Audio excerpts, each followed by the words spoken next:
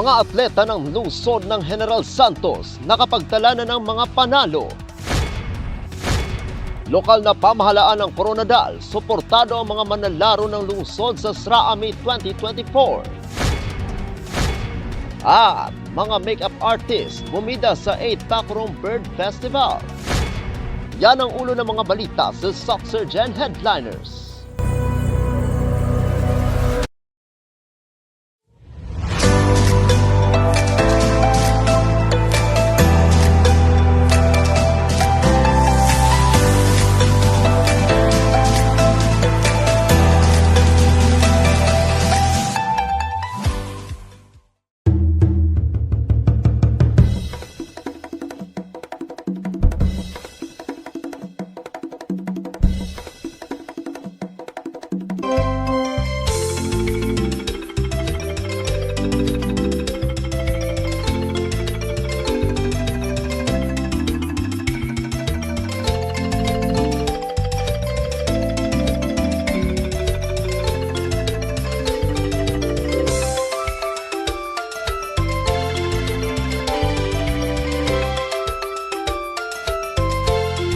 Magandang araw, South Central Mindanao.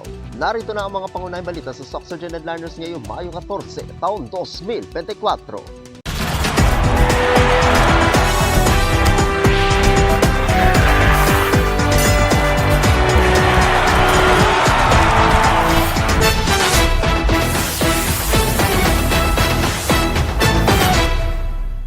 Mga atleta ng lungsod ng General Santos nakapagtala na ng mga panalo. Narito ang ula. Sa unang araw ng laro, nagwagi si Jovelyn Damian mula sa General Santos City National High School ng gintong medalya para sa patimpalak na Team Athletics 300-meter run sa kasalukuyang ginanap ng Soxurgen Regional Athletic Association o SRAAMI 2024 sa lungsod. Bukod pa kay Miss Damian, nagkamit din si Fretz Gillian Bico ng Holy Trinity College ng gintong medalya para discus throw secondary. Panalo rin sa kanilang unang laro ang Gensal Futsal Team laban sa lungsod ng Coronadal matapos dominahin ng 3-0.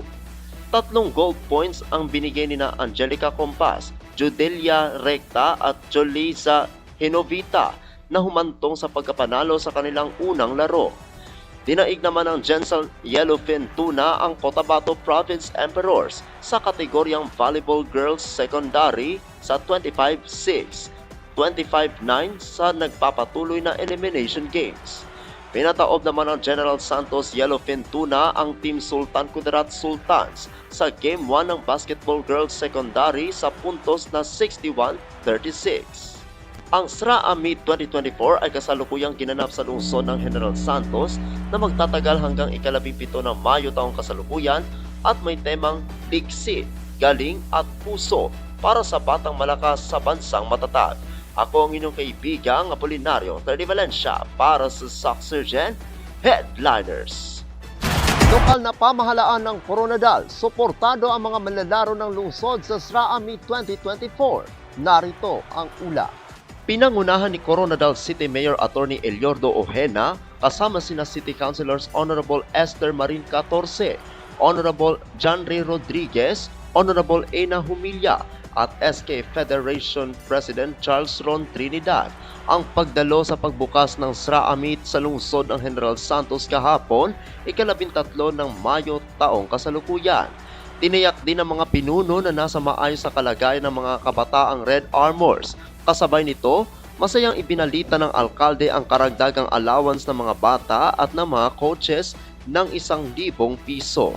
Ako ang inyong kaibigang Apolinario Terdi Valencia para sa Soxurgen Headliners.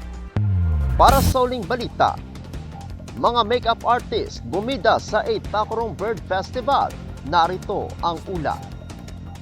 Bumida sa 8 Tacloban Bird Festival ang mga makeup artists sa lungsod na kung saan ipinakita nila ang kanilang kahusay at maparaan sa Avian Elegance Bird Team Hair and Makeup Competition sa huling araw ng pagdiriwang na ginanap sa Tacloban City Cultural and Sports Center noong ika-12 ng Mayo taong kasalukuyan. Panalo si Hermil June de los Reyes, first runner-up si Jimmy Magbanwa at second runner-up si Leo Cesar Sobaldo. Ang mga modelo sa Patimpalak ay naglakad sa red carpet na ipinakita ang kanilang malaipon na palamuti sa kanilang katawan at mukha sa pagtatapos ng aktibidad sa hapon. Ako ang inyong kaibigang Apolinario na Valencia para sa Surgeon Headliners.